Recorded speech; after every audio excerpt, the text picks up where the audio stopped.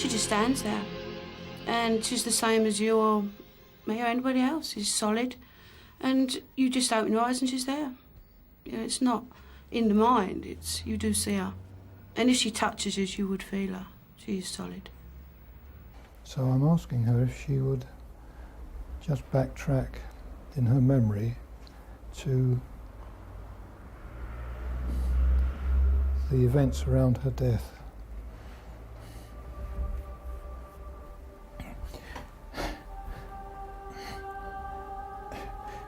Oh, she died in great agony. This is the village of Ingatstone in Essex in southeastern England. It's a village that lies on the old coaching route from London to Colchester. And it's a place that has been somehow bypassed by all the industrial developments around it. Much of it looks very much as it did 300 or even 400 years ago. And in our researches around the country, we found that places that have a long and involved history like this do seem to have a sort of multi-layered history of psychic events. Almost as if the events that the building has lived through are in some way imprinted upon its fabric. This building, for example, was built in Elizabethan times. It was an old coaching inn for almost 300 years. Then in Victorian times, it became a bakery. Now it's a restaurant and a bakery. And many of the people who work here have no doubt they've seen and experienced things they can't possibly explain. As I'm walking out to the table, I feel like someone's looking at me, and it feels quite cold.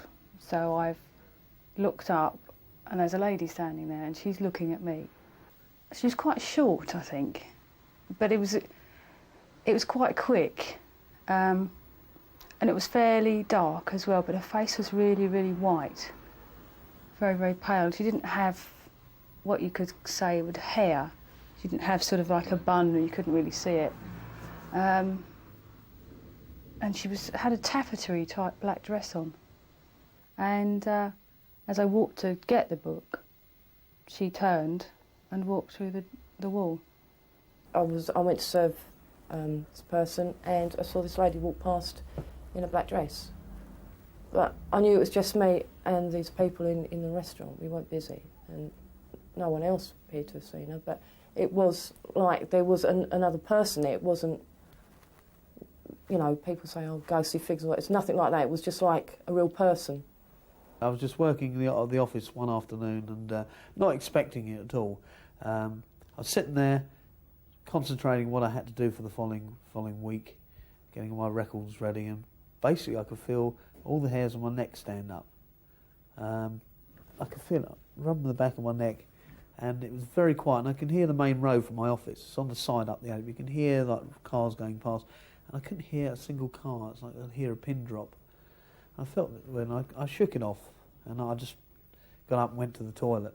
It was a natural thing to do, as you would, and I went through and I sighted the woman behind the ladies' toilet door, and she sort of looks at me and sort of drifted behind the door, and first of all I stood in shock, wondering what that could be, because I thought I was the only one in the building, and I followed it through the back of the door, and there's nothing there. There's absolutely no one there at all. The Victorian lady most often appears upstairs. Downstairs, in the oldest part of the house, there has been a continuous series of strange events, mainly poltergeist activity, things moving around, loud footsteps across a wooden floor that everybody knows is now carpeted. The sort of thing that makes you doubt your own judgment until you realise that several other people have experienced exactly the same sort of thing. And there was 4 of us downstairs, and we was all talking, and we were standing by this fridge, and it's a tall fridge, and the fridge actually moved about 3 inches, and we all stood there and watched this fridge moving. We just couldn't believe it. And it took 2 chefs to move the fridge back. To sort of lock up, we go through everything by system, whereby I would turn all the lights off in here, and then I have to walk through the lounge, or what's now known as the Macron's room. It was our sort of staff lounge at the time. And what the light switch was only on one side of the wall. Now, as there are doors either side of the room, I had to walk through the dark to the other side of the room to turn the light on. And as I approached the door on the other side of the room in the pitch black, I felt a hand round my elbow. I actually felt the fingers like this around my elbow. I presumed it was someone in the room trying to play some sort of joke on me. But I was right by the door and the light switch at the time, so I turned the light on and there was no one in the room with me. At the back of the house is the bakery, and several people have seen here in great detail, in terms of dress and facial expression and so on, the figure of a baker who actually died here of a heart attack several years ago. I was teaching one of my trainees how to make a salad, and this was about 2 o'clock in the morning. We've just done a lot of building work in the front part of the building, which is now a restaurant. And I'd had this chap standing near me, and I obviously wasn't surprised to see him. I just presumed he'd come through for some milk or something for him in the evening, because there was no refrigeration in that part of the bakery. And he ignored me as I talked to him, and I was carrying on concentrating doing my salads, and I turned around. It was very clear. It was very clear, as if it was a human being talking to me about 5 feet away. And at this point, I didn't realise I'd sighted something that was the paranormal.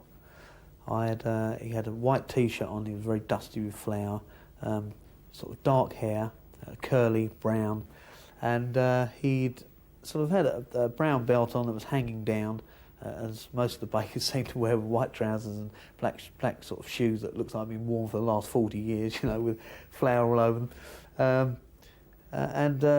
He ignored me, so as I was concentrating on this commis chef, he had turned around as we talked to him the second time, and I just said, "Have you got your milk for the evening, for your tea or something?" and carried on getting this young lad to concentrate on what he was doing.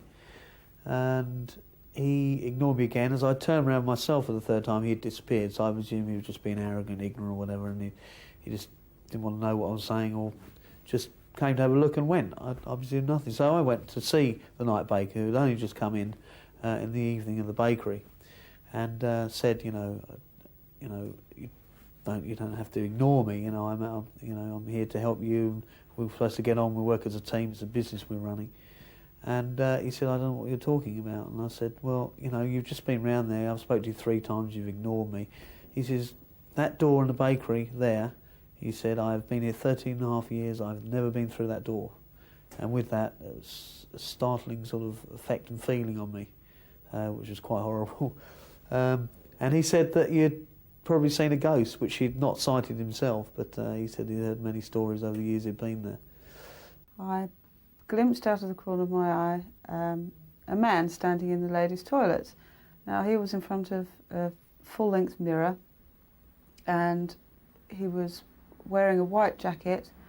It looked like white trousers, and I only saw the back of him, dark-haired chap, and at the time I thought it was just a chef, sort of getting ready for work and having a check in the mirror.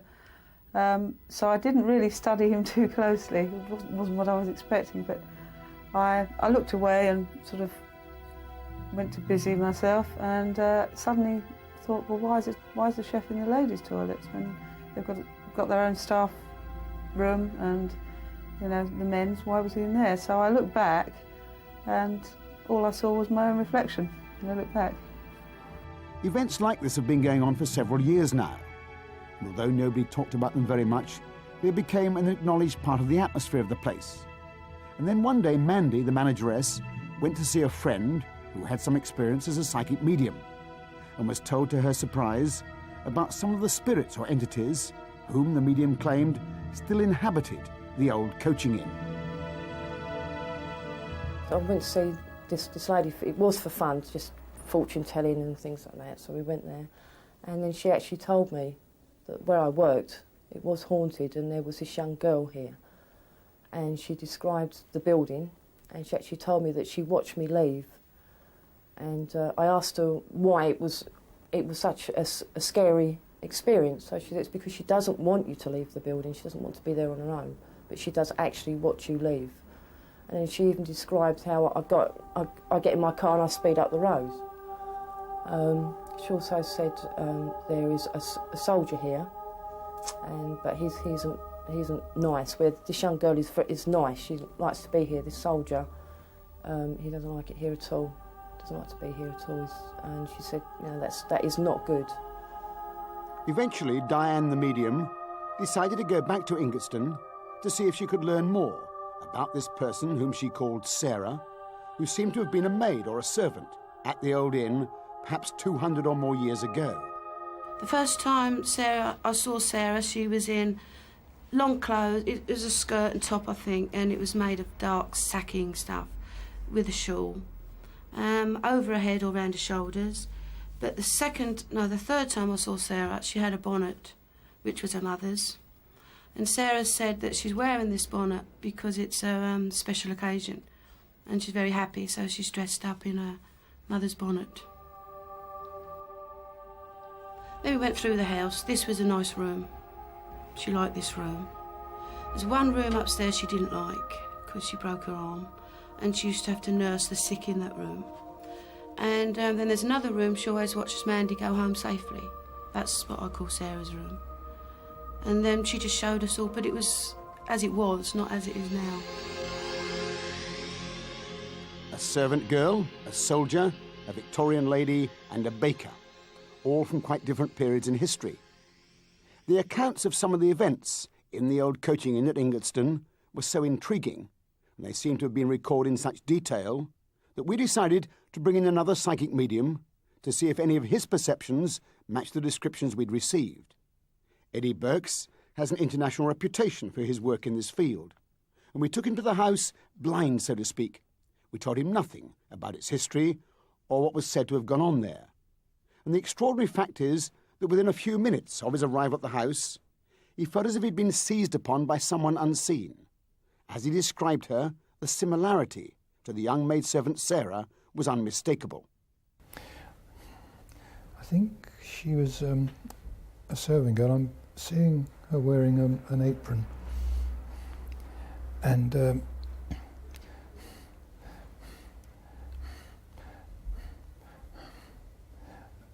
white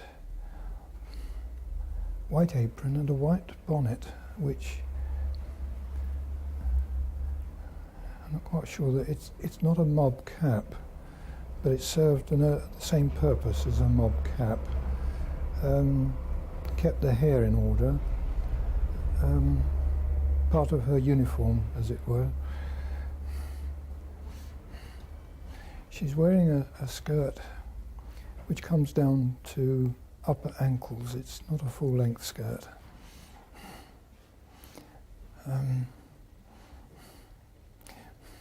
I think it's a brown, fairly coarse cloth.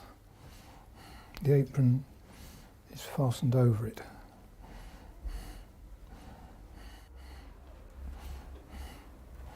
But she had lots of hair, and I think the colour was brown, from what I can see of it, anyway. This strange conversation, for that is what it felt like, went on for over half an hour, and it seemed that the servant girl was increasingly unwilling to talk about her death or why she felt trapped. She knows I want her to go back into the reasons why she's stuck, which means going back perhaps into her death situation. Oh, no wonder she backed out of it.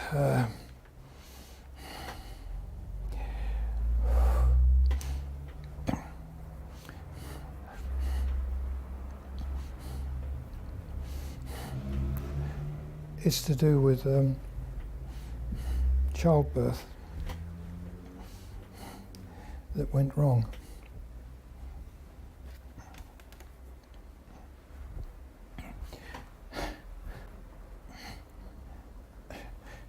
Oh, she died in great agony.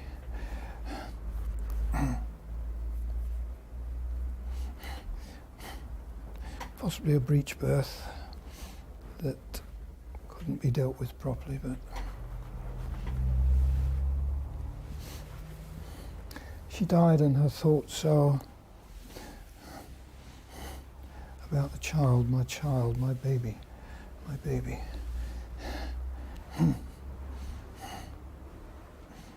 Great grief allied with the memory of great pain, terrible pain. Clumsy midwife,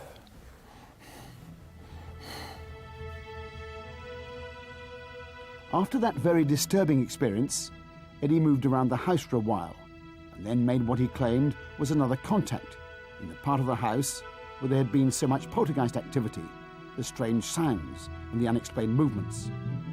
The contact seemed to be, he said, of a young man, a former soldier, filled with anger. I'm seeing a man in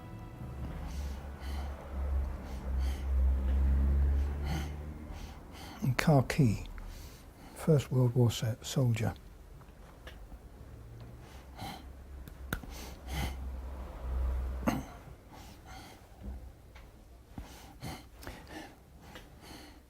He was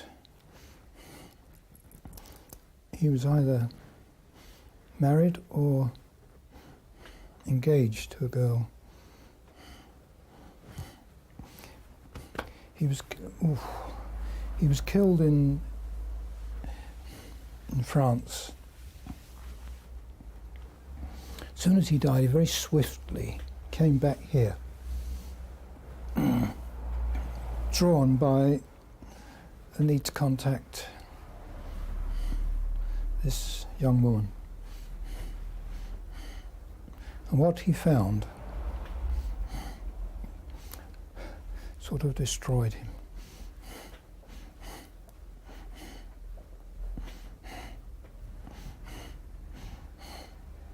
She was involved in some way with someone else. There's a lot of energy there with him, and a lot of frustration, and a determination to make himself felt. So it seemed that the two mediums had, quite independently, at quite different times, encountered the same spirits or entities. That in itself is quite remarkable. But how are we supposed to respond when we witness Eddie's conversations? Here we have a man who is clearly sane and reasonable and of great integrity, claiming to have detailed and intimate communication with people who lived and died 80, 100, even 200 years ago. And not only talking, but sharing in crucial moments in their lives. How does Eddie explain what he believes is going on?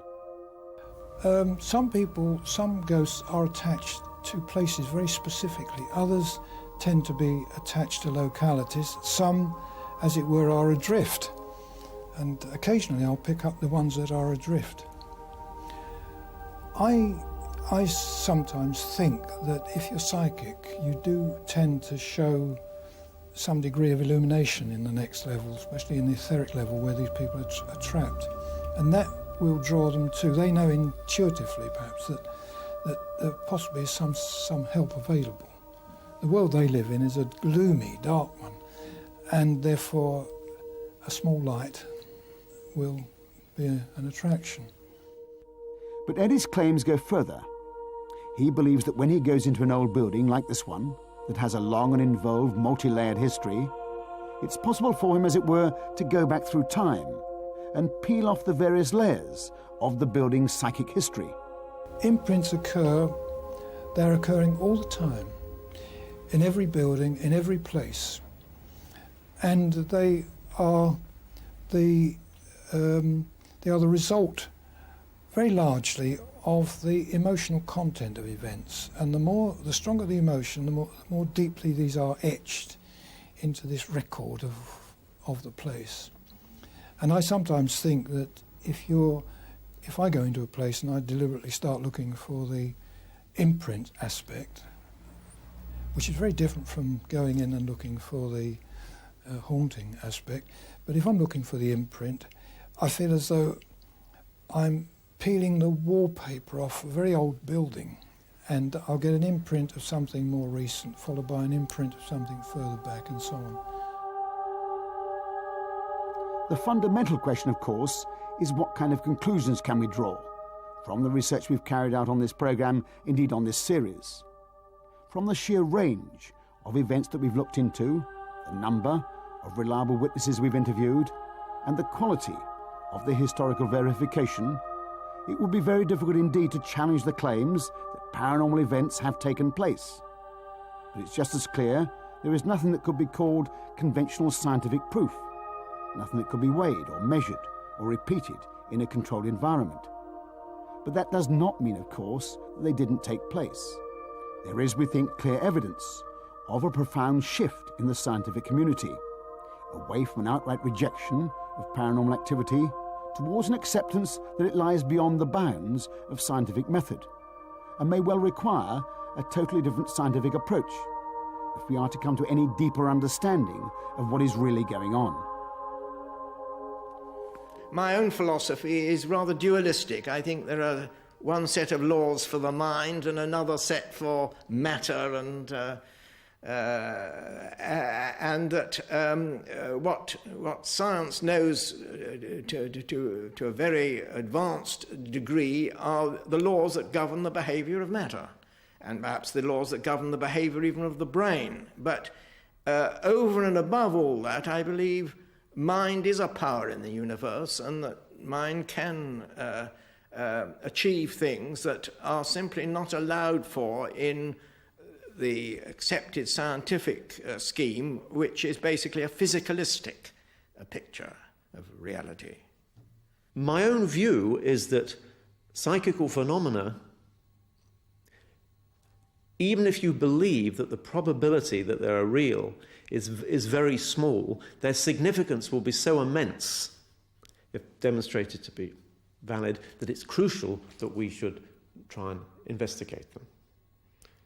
I really wish we knew more about these cases. In fact, it's part of the reason why one studies psychic phenomena, in order to gather as many cases as possible so that they can be compared.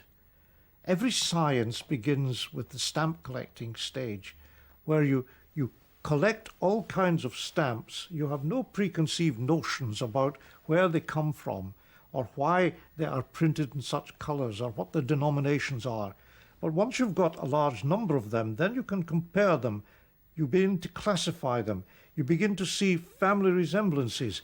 You begin to get some theory about why stamps exist, where they go, where they come from, why they have such denominations. You are beginning to get beyond the stamp collecting stage. And this happens with every science. And I hope we are beginning to get beyond the stamp collecting stage with psychic phenomena, but I sometimes have my doubts. But that these phenomena are real, I have no doubt whatsoever.